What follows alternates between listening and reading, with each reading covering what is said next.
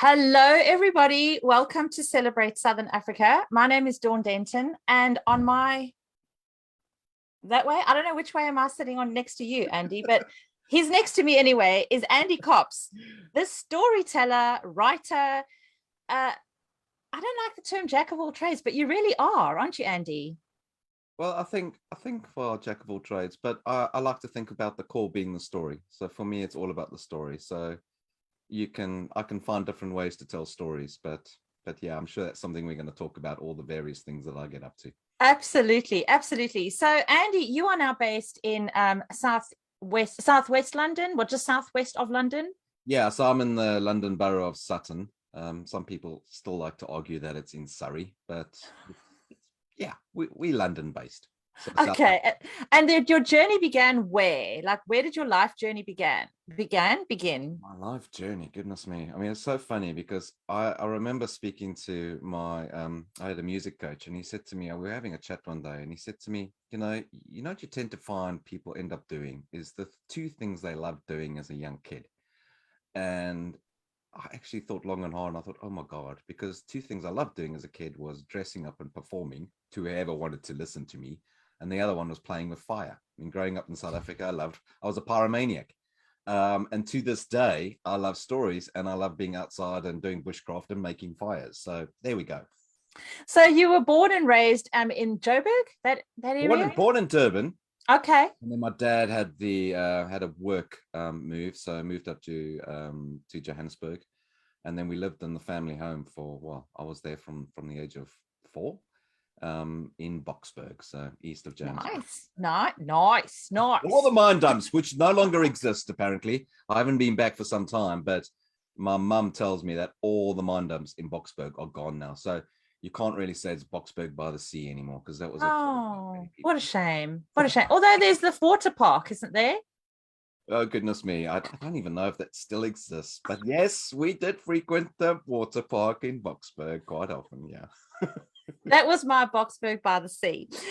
So Andy, story forms the foundation of who you are today. I mean, it's the foundation of all of us. So why story? Why is story so important, and why has it become your life kind of commitment and journey? It's probably my temperament. I love I love people in essence. I love to hear their stories. And I think that's one of the reasons I love living in London, because they're just, it's a metaphor for all the people that live around the world. I mean, it's such a wonderful hub to be in. I mean, the number of people that I've met has been absolutely incredible. But I think it was when I was working, because I trained as a chartered accountant, and that was my move to the UK back in 2001. And my wife and I worked hard and played hard. And the last company I worked at, or should I say the company that I had a regular monthly salary, was JP Morgan. And when I was working there, I organized it was a working families network group, which I set up to help working parents and carers just get some, not feel alone, not coming to work with all this emotional baggage that they were having to deal with. And I set up this network, and we would often get speakers that would come in on a regular basis. And this one lady came in, her name was Alison, and she came in, and I loved the topic. She came in to do a talk called The Art of Storytelling. And I thought, oh, good, this will be great, because, I'd love to, this will improve me reading stories to my kids in the evening. And I didn't really realize at the time what storytelling meant. And it was only when she delivered the session and I realized, but what is this magic? Because she was telling a story without using a PowerPoint slide, without reading, and she's just carried on talking, and she had everybody in the palm of their hands. And I went away from that, and I thought, this is incredible. And I met with Alison. I ended up getting involved in the Society for Storytelling, of which I'm a member, and I'm on the board for that now as well. But I think what I realized is there's so much in our careers, whether it's our academic careers through school, university, into the workplace, we're not really guided and shown how to actually communicate effectively. And now people are going to argue the point with me, and I'm very happy to have the debate.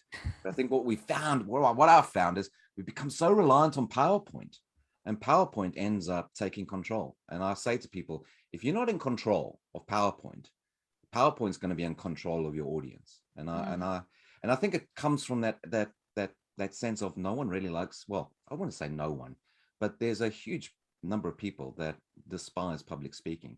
And storytelling, this toolbox of storytelling, offers such a wonderful way to engage with your audience and provide an experience. So you get your audience.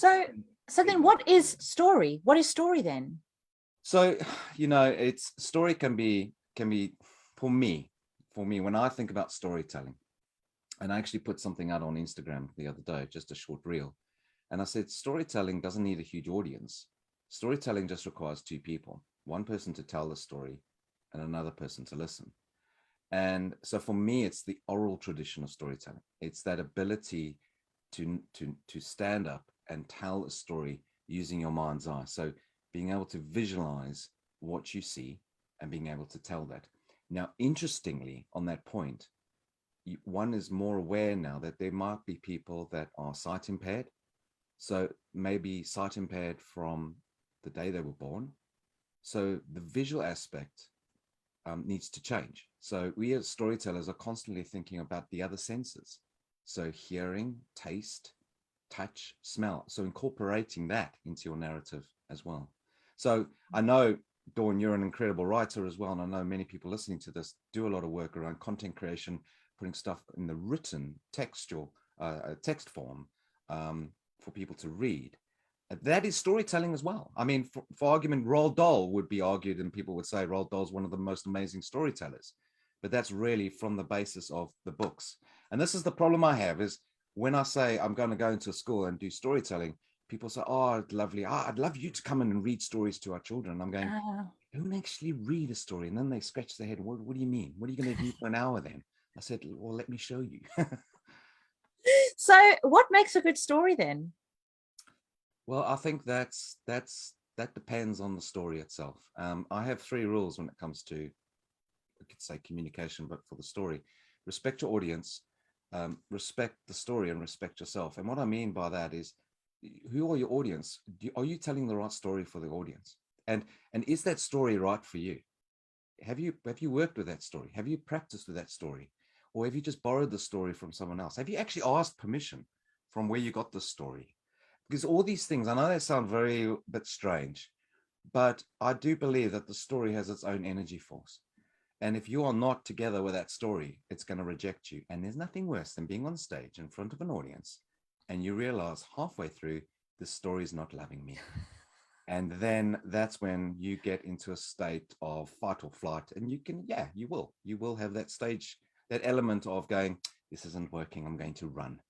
Well, it's like, apparently I sadly never got to meet my granny Bessie, but apparently she would tell stories and jokes, and she would go blah blah blah, and then she'd go, I don't know what the punchline was again, but it was very funny.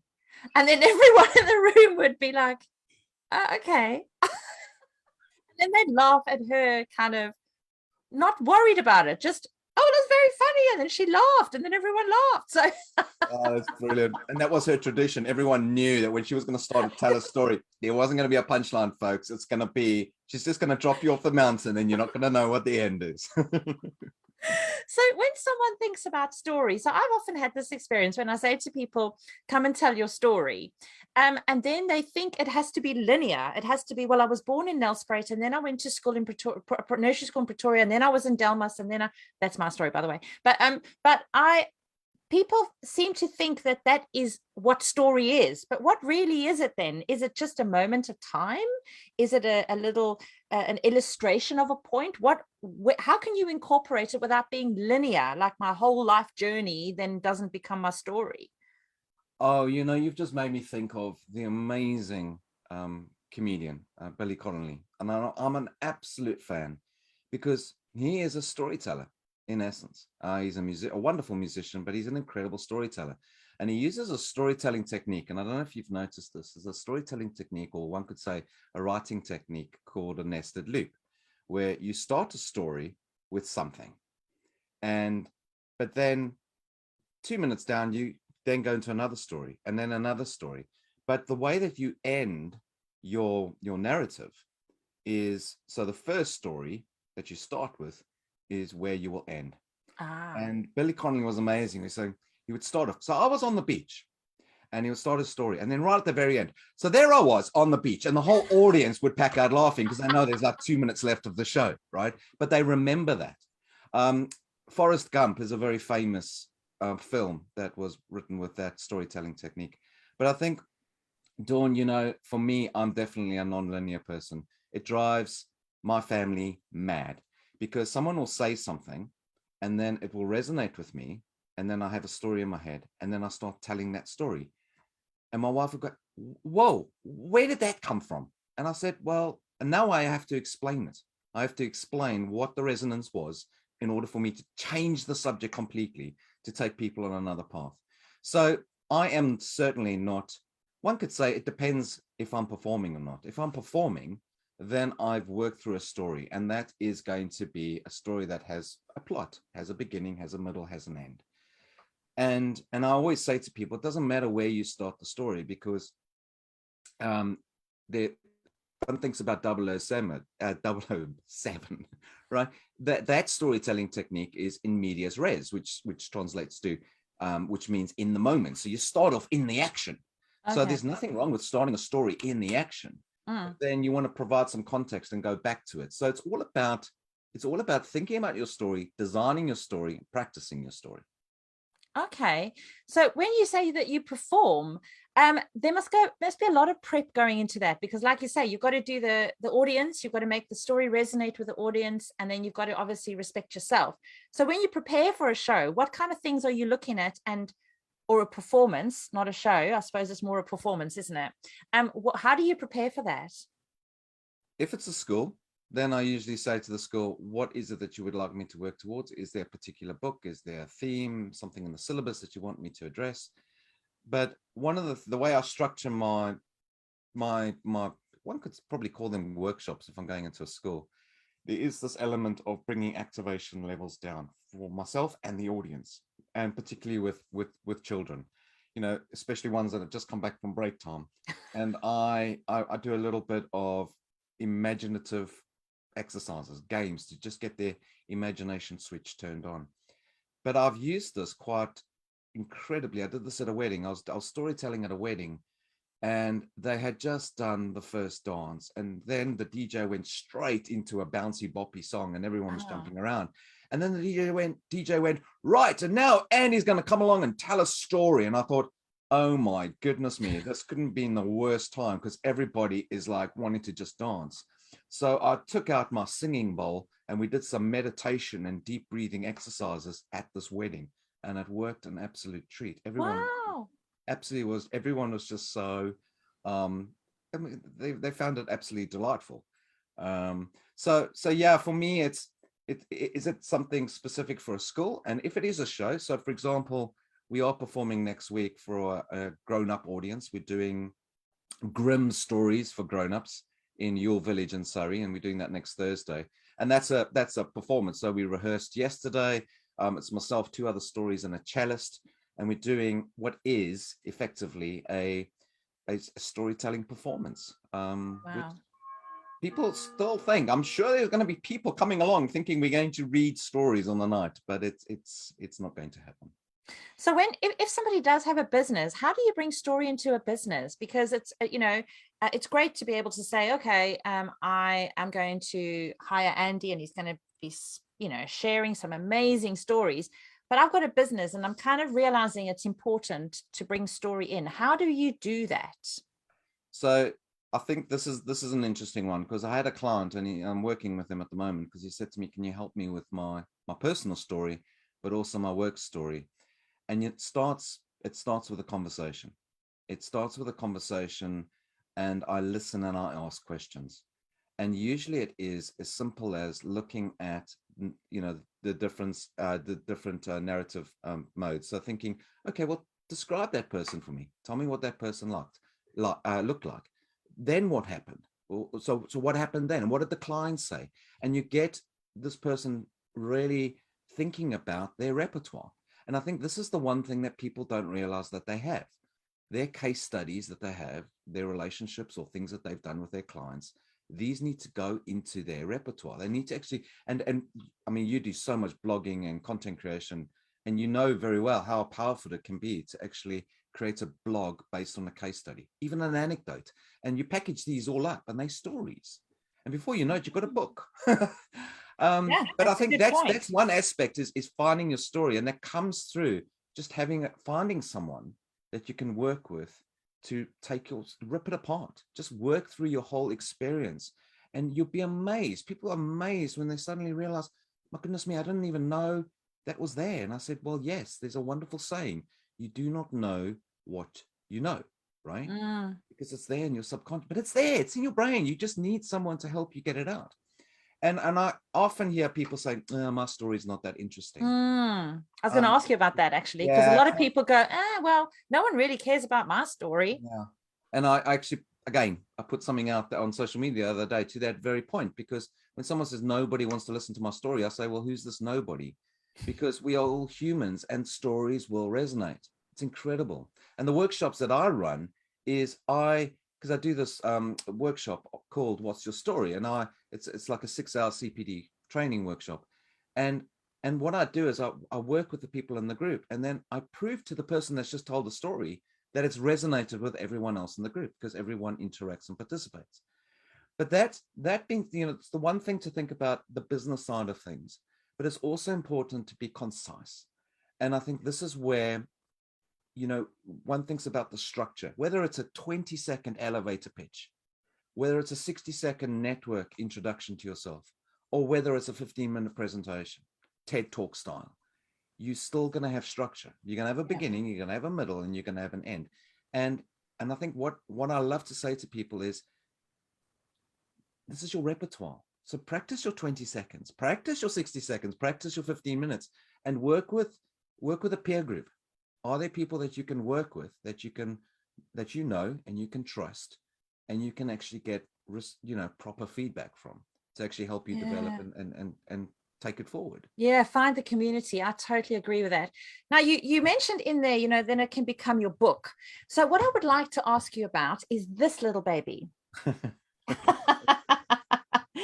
So this is my Pug Named Hug by, as you can see, Andy Cops, the man I am currently talking to. So how did this come about? What is the story of your book, Andy? Dawn, it's actually amazing how this is timed, because I know we were supposed to do this talk a couple of weeks ago, and it didn't happen. But something that I've been wanting to happen was this book to get delivered to my brother-in-law's wife, Alex, who I would say is responsible for a lot of the story, because we were visiting my wife's brother and Alex in South Africa, and their house is like a menagerie it's like a zoo. They've got animals everywhere, and they've got loads of dogs. And my youngest daughter, she was besotted because there's all these animals and the dogs, and she was holding the one pug. She was holding the pug, Venus, and I thought, oh, that's a lovely picture. And I had this image in my mind. And when I came back, and I was still working, and this is the thing, it's interesting. I wrote a lot of poetry, prose, short stories when I was working in the city, when I was still, my accounting job, one could say. And all these things just sat in notebooks or sat on my computer. And going back to 2017, beginning of 2017, I wrote the story of my Pug Named Hug, and I sent it to a good friend of mine, Chris, and I did an audio recording. And it was literally, this is my pug. My pug's name is Hug. And I sent him this audio recording, and he came back and said, oh, that's really cool. That's great. And there it sat, and it sat, and it sat. And then last year, I spoke to my cousin, Chad, who's the illustrator of this book. And Chad and his wife moved to London right at the beginning of, at the end of 2019. So they got to experience the whole wonderful world of lockdown in Europe for like 2 years. They didn't really get to appreciate how exciting it can be when you can travel around Europe. But last year I said to Chad, I want to do something with the book. And and I sent him, and I rewrote My Pug Named Hug, and I changed it because I thought, no, there's a bit that I can throw into it. And I sent it to him, and Chad is an incredible artist, and he sent back quick sketch drawings, and he just WhatsApped them to me. And I said, these are perfect. And he went, no, they're not. They're not perfect. They still need a lot of work. And I said, no, this is exactly what I'm trying to do, because the work that I was doing in schools, I wanted to create something that was, there's that wonderful saying, amplification through simplification, because I really wanted to stimulate imagination. Now, going back to Alex in South Africa, her class, her nursery school class, were part of my critique group. And I sent them a YouTube recording of one of the drafts of the book. And she sat with so many of the kids getting audio recordings, and I've got their voices of them telling me what they think of the book. And Dawn, what proved to me something which I was right about. Not one of the kids, and even other kids that I'd asked, not one kid said to me that they want color. There were some children that wanted more exciting words. Okay, fine. There were some children that saw other things in the story, which was exactly to my point. Yeah. That I hadn't drawn. There were things that I hadn't drawn that should have been in the story. And I thought, well, that's brilliant. And my whole thing is like, well, why should the sky be blue and the grass be green? And so yeah, it's literally, this is the book, and it's literally black and white all the way through. And this is the final. So that picture that inspired me, this picture right at the very end. Oh, that's your daughter with a pug. Yeah, but I've kept it. You don't actually know whether that's a boy or a girl. Perhaps you probably look at that picture and think, yeah, that's a girl. But I've left it. You can decide for yourself. But Pug is a boy, I will say. Sorry, Hug is a boy. Hug is a boy. Okay. And so what is the vision for the book then? What are your plans? I mean, you mentioned workshops. Are you going to do workshops around the book? Or I do. When I go into schools now, a storyteller friend of mine, Alistair, introduced me to the wonderful Japanese storytelling technique called kamishibai. And kamishibai in Japanese means paper, kami, and shibai. So kami is paper, and shiba is play or theater. So it's paper play or paper theater. And actually, you use a little. This is it looks like a briefcase in a way, and I deliberately designed it like this. But there's a little theater box that you use, and in Japanese, I think it's pronounced butai. It's butai, which is the case. And if I take this I made this little seal. You can see it has AC on it. Oh, that's so clever. And you open it up, and then it's literally, if I can hold it up, literally you tell the story with only the visual images. Wow. The theory is that if I perform this book in front of an audience and hold up the book, picture books work one-to-one. They very much, child sits on your lap and you read the book together. But when you're holding a book up in front of a large class, it's very much like the PowerPoint slides. How are you in control of what the child is thinking? So the same as, are you in control of your audience when you've got PowerPoint slides that are cluttered? So kamishibai works only with the images, and on the back is the text. So what I do is I ask children to come up, and they tell the story by reading the text on the back of the cards, because on the back is an aperture, so all the words would be on the back of the card, which the audience does see. So that's what I've been using to tell the story of My Pug Named Hug. And I had a wonderful experience during National Storytelling Week, the end of Feb. I had a school bought a copy of the book for each year, and even year 5 and year 6. And the head teacher said, no, I want you to do that book for our year 5s and 6s. And I thought, goodness me. And what was amazing was here I had 10 and 11-year-olds absolutely captivated by the book. And what I said to them was, what do you think I was thinking of? What experiences was I having when I wrote this story? And I think they took a lot from that, So I'm sure they did. Because you've opened up an imagination, and the book is very much about showing and not telling, which is a real art in itself when you're writing, because it's very easy to say, oh, the man was so angry, you know, he punched the wall. But if you just say he punched the wall, he's probably angry, you know, so you don't need to kind of tell everything. And that's what makes children's writing so different, doesn't it? Because you want the children to, well, it's with any writing, you want the reader to create, to be the director of the movie in their own heads, don't you? Yeah. And Go ahead. no, I was just going to say but you can easily find that you can create too much, and then you have to whittle it down. And I think, especially with a picture book, you know, the pictures are so important. And I know Quentin Blake, who illustrates a lot of, who's illustrated a lot of Roald Dahl stories, he said the same thing. You know, you've got to create that picture, and it's got to be so relevant to the words, and it can actually take a long time to actually get that right. So yeah, it's like a really purposeful Twitter tweet. You know, you can put a lot of time into putting that tweet together, and it's just, you know, I'm probably you know, not giving justice to how long it took us to do this book, because it did take a long time to get it right. But I think having the critique groups and going through the iterations and listening. I mean, my friend Robin, who's a puppeteer, she works in Canada, and I didn't realize, because we've been doing stuff during lockdown together, and I didn't realize that she was so skilled when it came to children's picture books creations. So, and she just replied to me on Facebook Messenger, and she just sent me reams and reams of feedback. And I went, Robin, thank you. This was amazing. I was just taking it all in and changing the book again and again and again.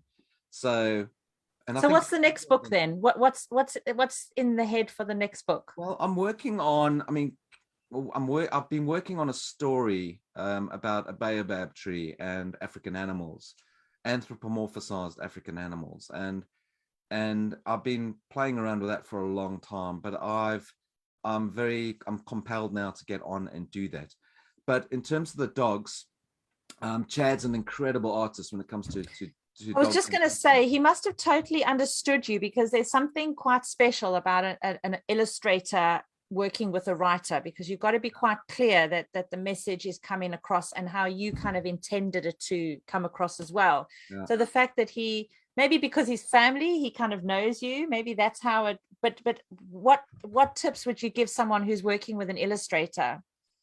It depends. So here's a very, very important thing when it comes to self-publishing. If you are absolutely adamant that you want to be published, don't start working with an illustrator, because a lot of publishers have their own illustrators.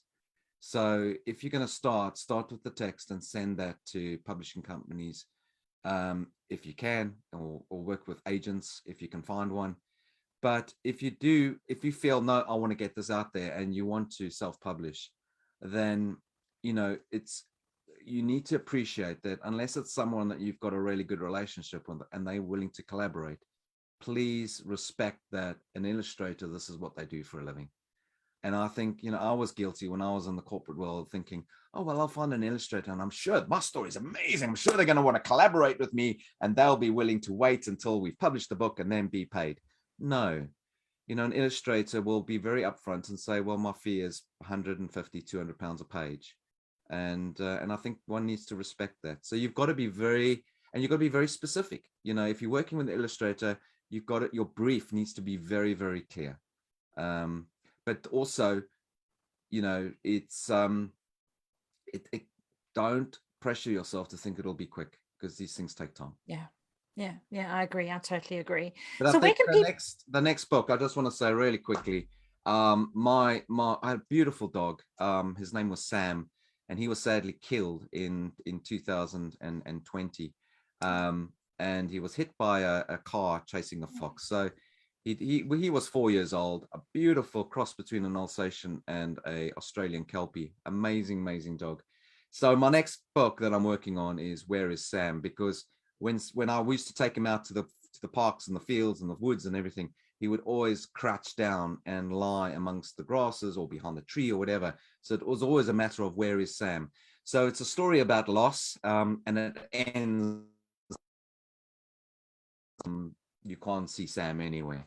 but you know that he's around you. So it's Oh, that's so beautiful, Andy. Oh, that's so gorgeous. And loss is something that we really need to yeah, speak differently about to children. So where can people buy your lovely, lovely book? So, well, it's on Amazon. Thank you to you, because you kicked me and said get it onto Amazon. It's available on Amazon. But if you would like a signed copy, then people can get it directly from my website. It's andycops.com/shop, and I'll send you a signed copy. Brilliant, brilliant. Andy, where else can people get hold of you? So you mentioned you were on Instagram. What's your handle on Instagram? So it's Andy Cops, ANDYCOPPS. But if people want to, they can find more about me. I should say thank you, Dawn and Michelle Cheen, for this from your Business Content College, because what was a really good bit of advice was have a page on your website with all your links. So if you go to andycops.com/links, then you will find where I am and everything. So it's YouTube, Twitter, Instagram. I'm playing around with TikTok. I haven't put it on my website yet, but you can connect with me on LinkedIn. You can find out more about the work I do with Roald Dahl, because I'm actually very fortunate to be the only licensed storyteller around the world for this book, which is wow. Not many people know of this story, but it's a wonderful COVID story. I had to interview for Netflix because Netflix bought out the rights. So I had to interview it during lockdown. And I thought, oh, this is it. This is going to be brilliant. And then the approval came through. But the reality is I still need to get clients. I still need bookings. So I'm, looking for schools. I'm looking for festivals. I'm looking for library authorities, charities, anybody that would like me to come along and run workshops, do the Roald Dahl story or my pug, then I'm very willing to have a chat. So my website is probably the best place to get hold of me, andycops.com. Brilliant, Andy. Thank you for being such an inspirational Southern African and for sharing story and encouraging others to share story, because if we can share story, the world of understanding will be different. We'll love each other more and we'll understand each other better. Yeah. And that could change the world. So thank you so much for joining us on Celebrate Southern Africa. Pleasure, Dawn. I just want to say one last thing, if I may. Yes, please do. I'm actually really excited about this because I'm going to be zooming in to Alex's class in Joburg on Tuesday, which is World Book Week. So next week is World Book Week. Official World Book Day is next week, Thursday, the 3rd. But I'm going to be zooming into Alex's class, and we're going to be doing a live Zoom session workshop with, and that's going to be special. So, a whole Zoom room full of South African accents. This is what lockdown has enabled. It's enabled classrooms around the world, people around the world to come together. And if anything, that for me is the silver lining of what we've had to endure. Absolutely, absolutely. But thank you for your positivity, your energy, and for bringing Hug into our lives. Chat soon, Andy. Thank you, Bye-bye. Dawn. Bye. Bye-bye.